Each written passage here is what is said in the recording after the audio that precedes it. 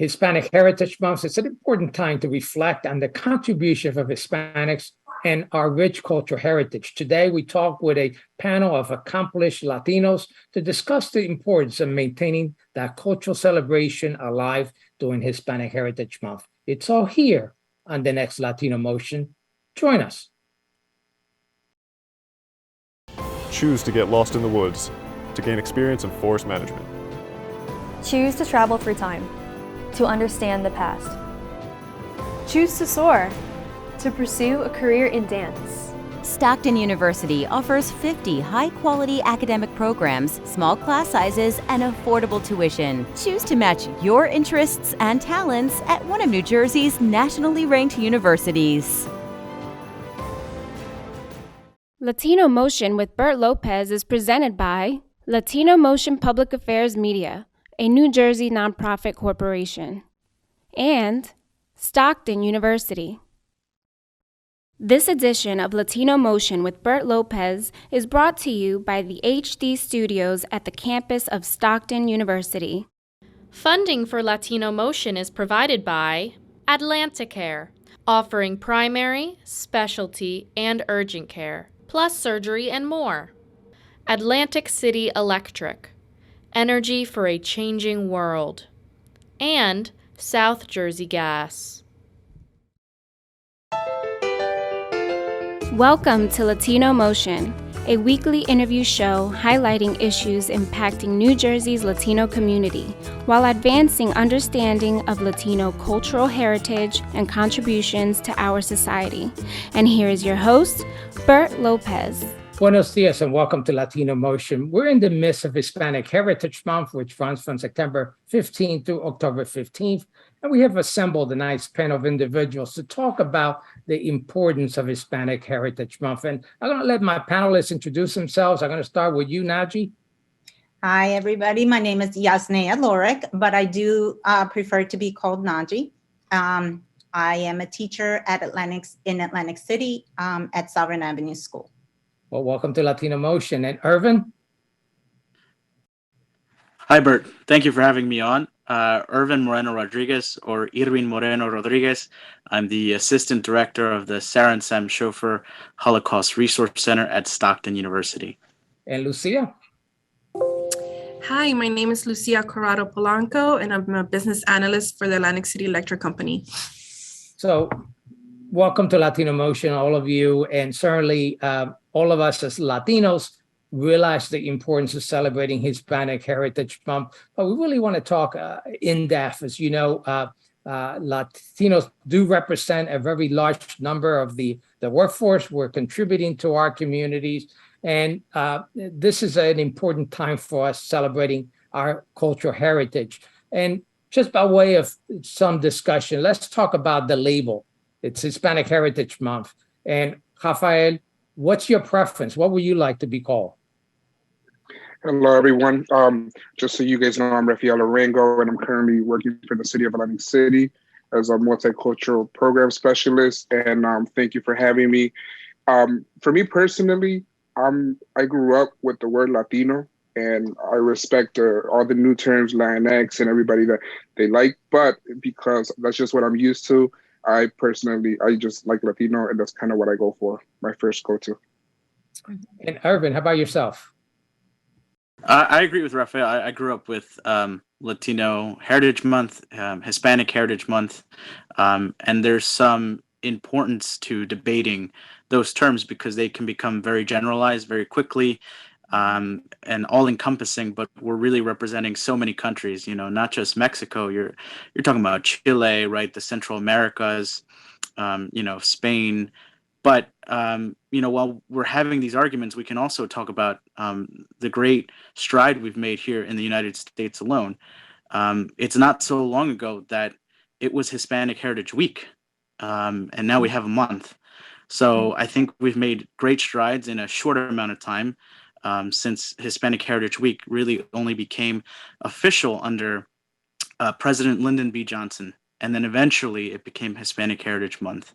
So while there is a debate to be had, I'm very grateful for the opportunity to even be here with you, Bert, and to give you a shout out for all that you've done for the communities, particularly here in Atlantic County. So did I hear you right? You prefer to be called Latino?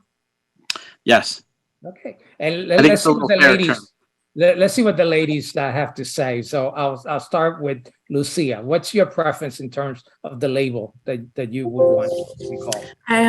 Personally, I grew up saying that I was Hispanic or I'm from a Hispanic country. So the first thing I think about is Hispanic, but and Latina is also good. I think when I got older, maybe through high school or college, I used to consider myself a Latina just because I think it was more popular, if I can say so. But I take anything Hispanic, Latina, Latinx. I'm proud. So Yep. Great to hear. How about you, Naji?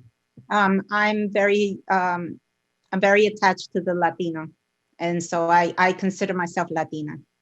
Yeah, I guess the argument for Latinx, and when we see many people articles that referring to the Latinx community instead of Hispanic or Latino, Latina, it's the gender neutrality of it. And let me turn to Lucia and Naji, because what do you think about that in terms of maybe Latino is too much of a male gender specific as opposed to Latinx? What's your thinking on that? Well, to be honest with you, the whole Spanish language is male, female, niña, niño. I don't believe that I understand the need for inclusion, especially with what we're going through right now with identity. There's different ways that people identify themselves. And, I am one of those people that believe that you need to be your true self. You do you. And as long as your life is enriched and as long as your life is purposeful, whatever you identify, however you identify is okay. I personally find that the argument with me is not, there is no argument with me, because just as free as they feel using the Latino X label, I'm comfortable with Latina. Okay. Again, I'm following the masculine and the feminine in the Spanish language.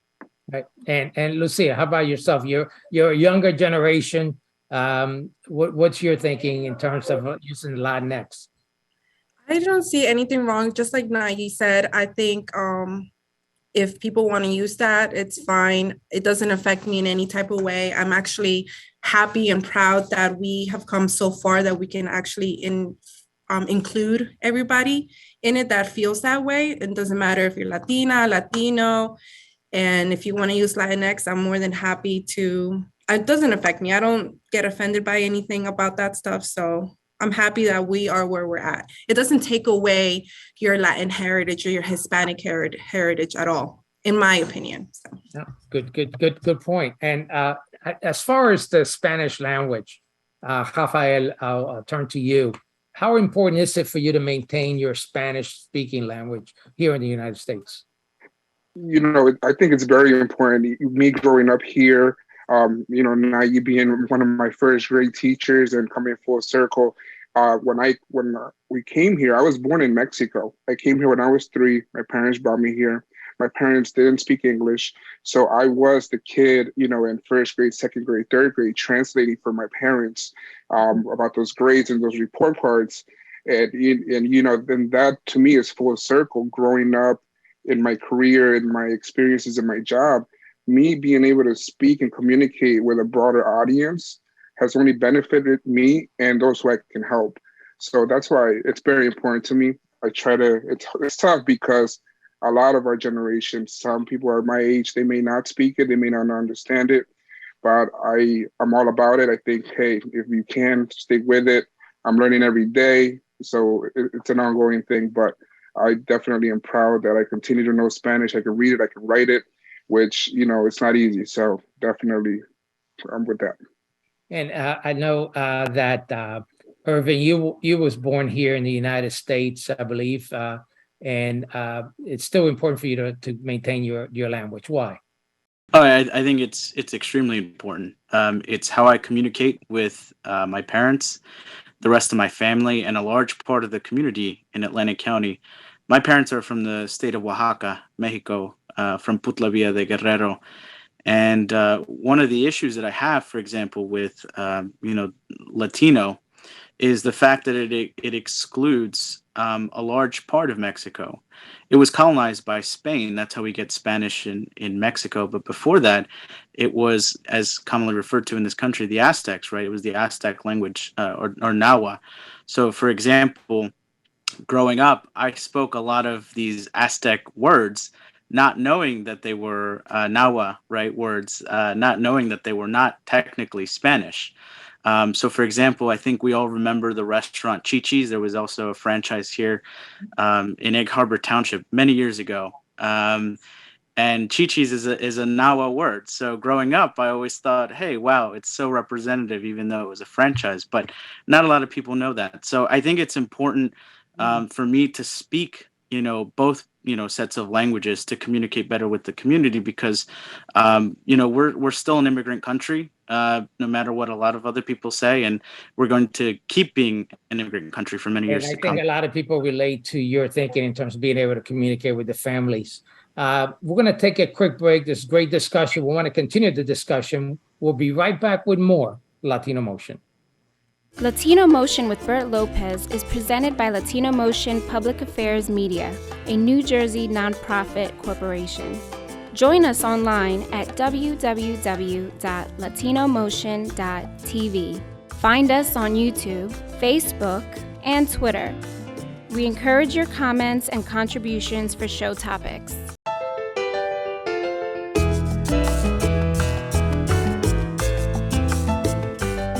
Welcome back to Latino Motion. We continue our discussion on Hispanic Heritage Month with my great panel. And we wanted to talk a little bit more about the discussion we're having on Hispanic Heritage Month, the importance. We know that we're united in the Spanish language, but also in our cultural heritage.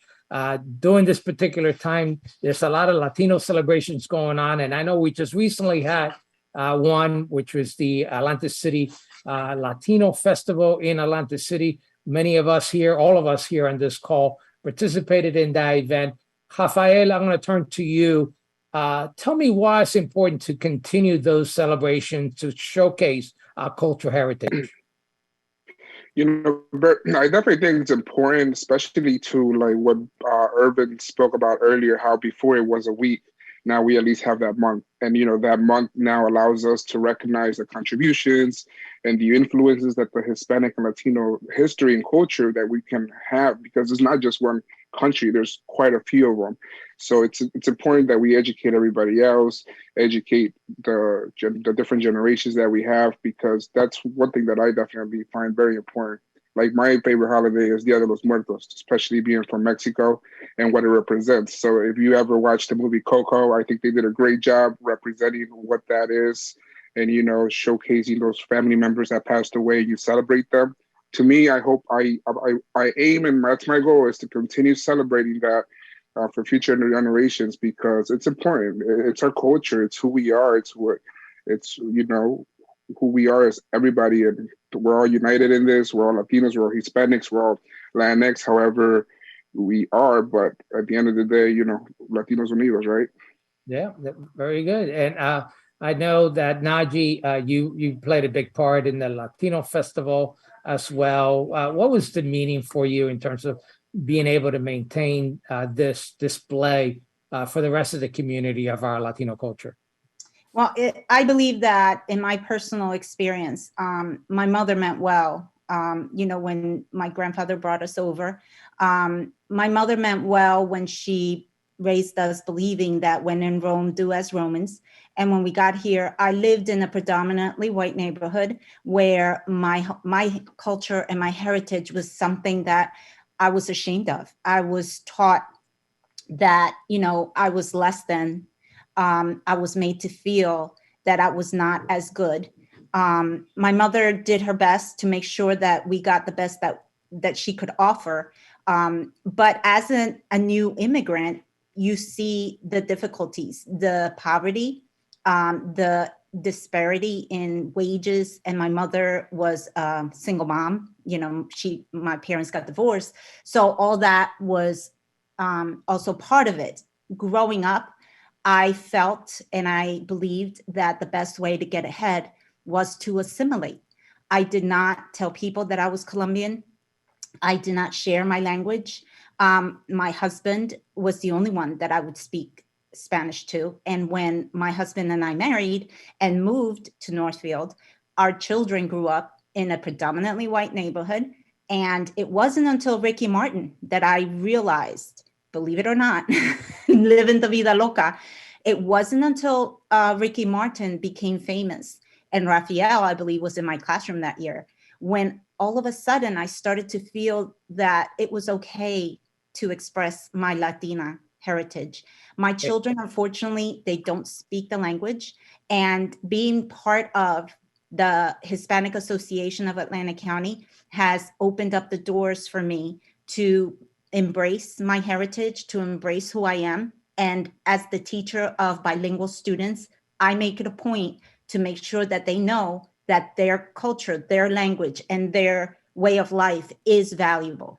Well, Nadia, I have to tell you that is a great that you told that story, because a lot of Latinos could relate to the same issues. It's the same issues I faced when I came here from Puerto Rico. Luisa, tell me about your experience. I know you participate in the Latino Festival, but you're continuing to do this in your workplace at Atlantic City Electric as well. Tell me, what are the plans there to continue to celebrate Hispanic heritage? Right now, the plans, we have a couple things. We just participated in the Latin Festival, which was great. I loved every single minute of it. Tomorrow, actually, we are having this huge presentation for our COO. And Bert, you're gonna be part of it. So we're gonna have a Latin breakfast, Latin food, and we do this just to bring awareness to our coworkers and our place of work, just because it's sad to say, at least to me, we're still we're not there yet. Like, I think I'm the only Latina, at least in my department, or when I have a meeting, it's always I'm the only Latina there, which is fine. I think we're working towards it, but I feel like it's really important to show up and represent for ourselves. For when I think of me showing up to what we're doing tomorrow, or even doing this, I'm not only here for myself, but I'm here for everybody else, or like the people like Lucia from like 5 years from now. Like, I'm building a path for somebody else who probably, like Nai, like you said, they're not comfortable, but if they see people like, for example, you, Bert, or another person like Millie, or somebody that I see doing it, I want to be that person for somebody else, that hey, she did it. She's Latina, she's Hispanic. Why can I do it? And this is why it's really important for me to show up as a Latina, as a Hispanic woman. So yeah, that's great. And I know, Irvin, we got 30 seconds for this final segment. One quick thought from you in terms of why so important, a few words to celebrate. Well, I want to make sure that this is abundantly clear. It wasn't Ricky Martin who inspired me. It was you, Bert Lopez. Particularly going to my first Hispanic Latino festival in Atlantic City when I was just probably 6 years old, and seeing all of the peoples in Atlantic City celebrating our important culture. So you've done a great job of laying down a foundation for future generations to come. Oh, wow. Thank you. That means the world to me. Thank you so much. And with that, I'm going to take a quick break, and we're going to come right back and continue the discussion. We'll be right back with more Latino Motion.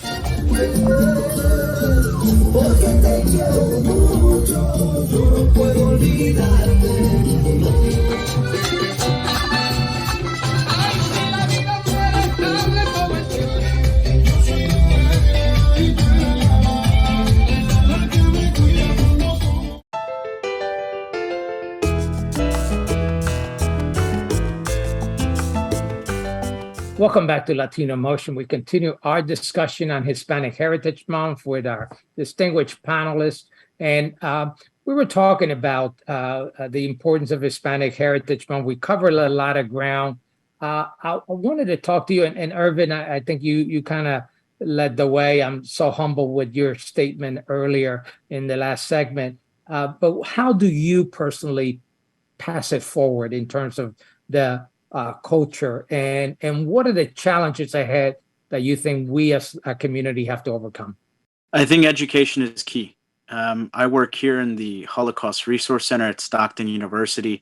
And for example, in my field of study, I think the contributions of Latin Americans in Latin American countries has been generally overlooked. For example, I would be remiss if I didn't mention Gilberto Bosques, who was the Mexican consulate in France, who ended up saving thousands of Jews and Spaniards fleeing communist Spain by handing them visas to escape, right? And then you have countries like Bolivia and Ecuador who accepted Jewish refugees at a time where xenophobia was rampant. Unfortunately, we're dealing with some of those historical patterns that echoed back then with xenophobia, anti-immigrant sentiments in the United States.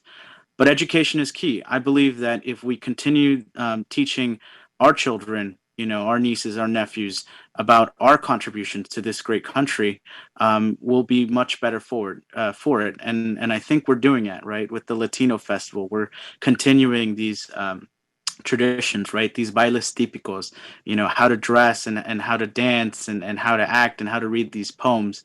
So, for example, you have El Cry de Dolores or El Grito de Independencia de México, which is the symbolic start of the Mexican War for Independence from Spain.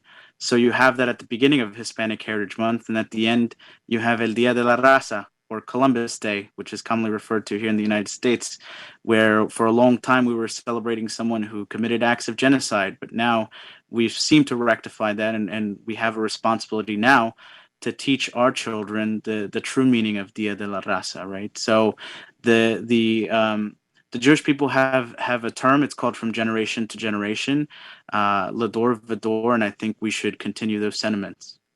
Yeah, that's great. And Lucia, for you as a young person, what do you think it's the thing you could do to pass it forward in terms of our culture? What are the challenges that you see? Well, I definitely agree with Irvin. I think education is key, but in a personal note, I'm a type of person that I love to help. I think we, as Latinos, we at least I can speak for myself. We grew up as like sticking together. Like, if you see someone in need, the first thing you do, if you can, you provide help, and if you can't, you find a way to help them. And I think that's a big thing for me. It's like if I know somebody needs help either at work or outside of work, and they don't speak English, or they need like somebody that I can refer them to, I'm always available to try and help them. And I think it might not mean much to other people, but I think it means so much to the person that's being helped, and so much to me that I'm helping other people in a way like, oh, you need help applying for this job, let me help you with your resume. Or, hey, you need me to help you translate what this lady's saying at the supermarket because you don't understand the language. I can help you, even if they don't ask. Sometimes you can get those people that might get a little offended, but if I see that people are struggling sometimes, and I'm like, oh, like this is what this person needs, and I think doing things like that goes a long way.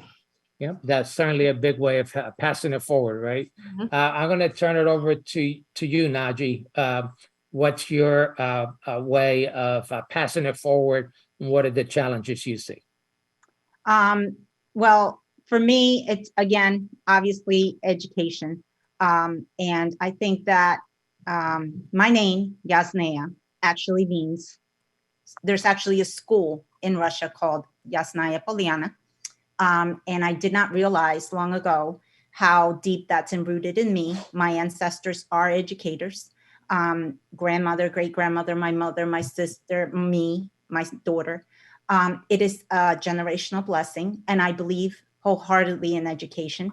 And when I became involved with the Hispanic Association of Atlanta County, I saw where my where I could make a difference. And seeing young people get higher education is a goal for me. Of course, the setbacks or the hardships are getting funding. Where there's a will, there's a way. And like Lucia said, our family motto in my home is see a need, meet a need. It doesn't matter how small, it doesn't matter how big. If you're out in the rain and you have an umbrella and you're getting ready to be home soon, give that person the umbrella. It will make a difference. So yes, small acts like that. A small act like, running a race and having people sponsor you to help you raise money for the foundation. That's fine.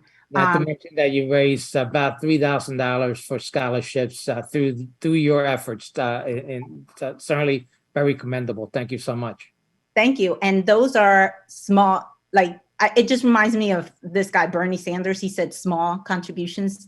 And it was just teachers supporting me, supporting my cause for education. And if we can get our young people who are doing their best to get to second, upper,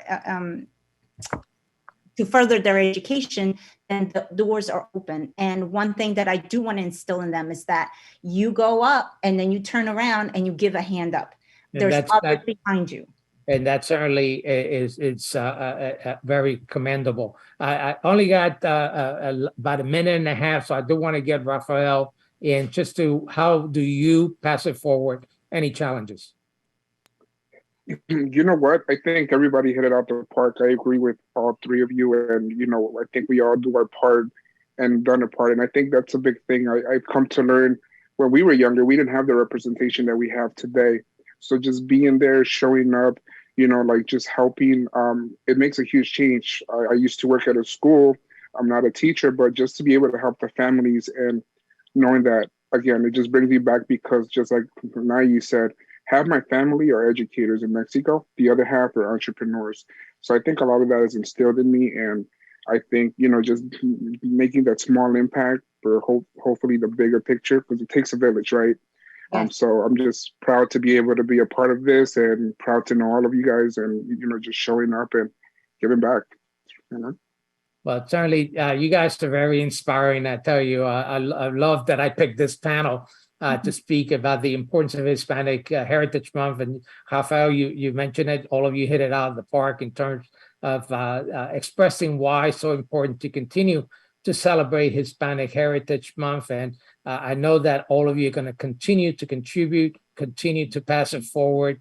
And we'll be talking more certainly about other ways that we can help in maintaining our cultural heritage here in our local communities. So again, thank you all for being on the panel. Very much appreciated. And unfortunately, that's all the time we have. So I hope you have a good night. And thank you there at home for joining us here on Latino Motion.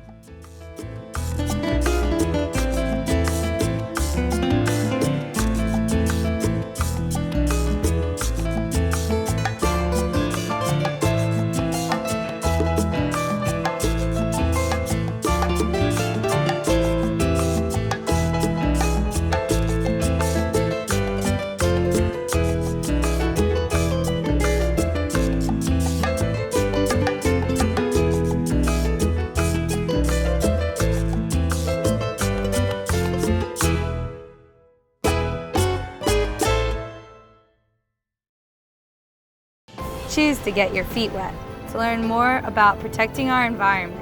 Choose to read minds, to understand the human brain. Choose to get your hands dirty, to create a masterpiece. Stockton University offers 50 high-quality academic programs, small class sizes, and affordable tuition. Choose to match your interests and talents at one of New Jersey's nationally ranked universities. Funding for Latino Motion is provided by Atlanticare, offering primary, specialty, and urgent care, plus surgery and more. Atlantic City Electric, energy for a changing world. And South Jersey Gas.